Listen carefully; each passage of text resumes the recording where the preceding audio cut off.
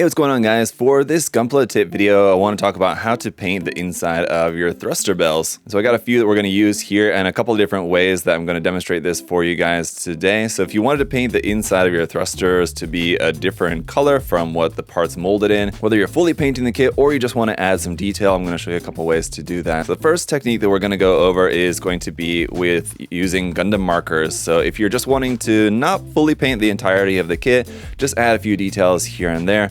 One thing that I see a lot of people do is try to using the color, let's say red, which is a pretty common one. And oftentimes what you'll see people do is just use the marker directly on the inside of the part here, and that's not a good idea for a couple of reasons. Number one, the paint's pretty thick, and even if I give it a generous amount of paint to fill in all the cracks, the tip of the marker doesn't always necessarily fill in all the small little detail areas in there. In this case, it filled it in, but we got a pretty thick coat of paint inside there, and then the red color is not very bright or vibrant. It's kind of hard to see. Unfortunately, this part is a little bit of a lighter gray color, but especially if you were dealing with a darker gray color, then that red would just not be very vibrant at all. Now this extra bit of red that we got around the outside there, you can easily just carefully scrape that off with a hobby knife, or just use a little bit of thinner or lighter fluid to go over that, to erase that, and we'll go over that in a little bit here once I give this a few minutes to dry. But this is a technique that I would not recommend. That said, there is a more effective way to use your Gundam markers. To get a nice bright color, you're going to want to use white first, and then whatever other color you want to use after that. So we're going to try this again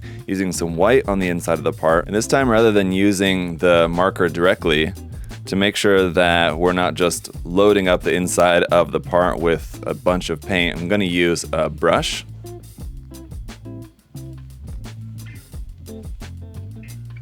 This will give us a bit more control as far as just getting the paint where we want it and not just having to load up the whole inside of the part with a bunch of paint in order to fill the gaps. All right, now then we got that coated on the inside. It's not a super even coat, which doesn't really matter too much. Basically, all we want to make sure that we do is just make sure that we have a lighter base color to then paint the red on top of later. So we'll give this a little bit of time to dry. I would say give it a couple hours. Giving the paint from the paint markers a little bit more time to dry, especially if you're going to be painting over it with another color, will make sure that it's not just going to be reactivated and mixing when you use the red on top of it. You want to use the red on top and not just mix it in with the white.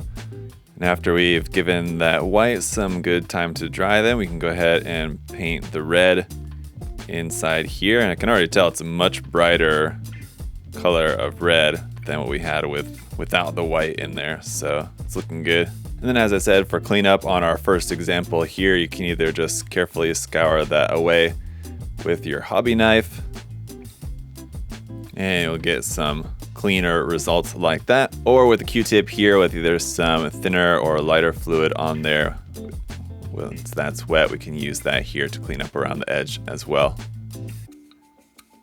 And either way, you'll get some nice clean results as far as the cleanup goes, but I mean, you can see a drastic difference between using just only red and then when we used white and then red on top of that. It's much brighter, the color that you'll get with that. So definitely what I would recommend you guys to use. Now, as for airbrushing, now for the next example, we'll go over how to do this by airbrushing. If you're painting the whole kit and you wanted to paint the inside of these thruster bells into like a nice bright yellow color, for example, the important thing to do is once you got a primer or surfacer on here, in this case, I just have a kind of gray surfacer on the parts already, but it's kind of dark. And so again, if I went ahead and sprayed this yellow, in this case, it's number 109 character yellow on the inside of here, it wouldn't be very bright or vibrant. I'd have to build up layers and layers and layers of it to get it to a nice bright yellow, and it still wouldn't look very good. So again, we're going to use white first. In this case, actually just light gray. Number 97 is kind of like an off-white color. So I'll use that in there and just get it lightened up with the light gray. And then we'll spray the character yellow on top of that. That'll give us a nice bright, vibrant yellow on the inside.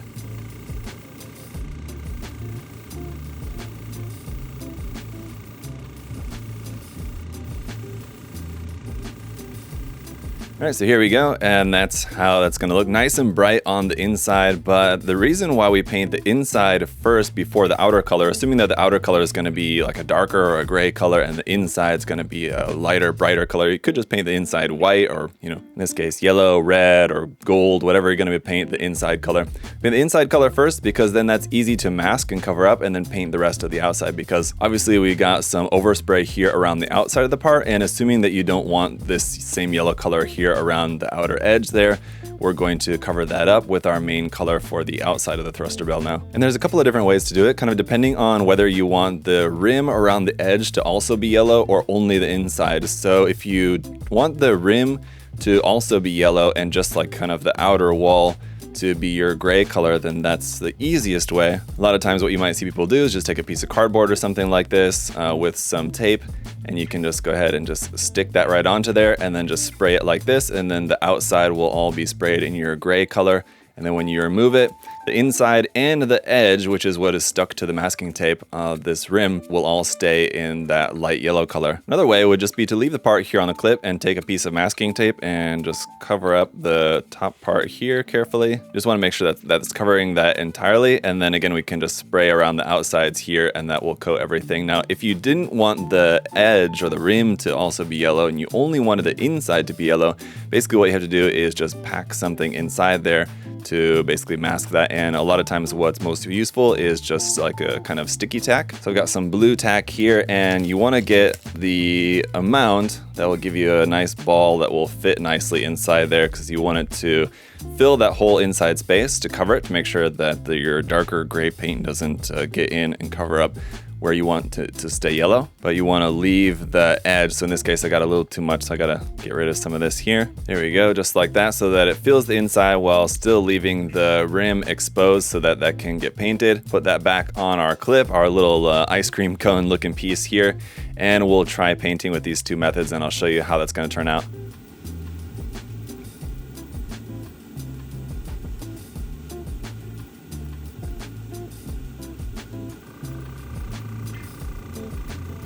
All right, so let's check out the first example here. There you go, that came out really well. So you can see the outside is this nice darker gray color, the inside and the rim is in that yellow color that we wanted, nice and bright there. And for our other example here, we remove that. You can see that now the rim and the outside are in that darker gray.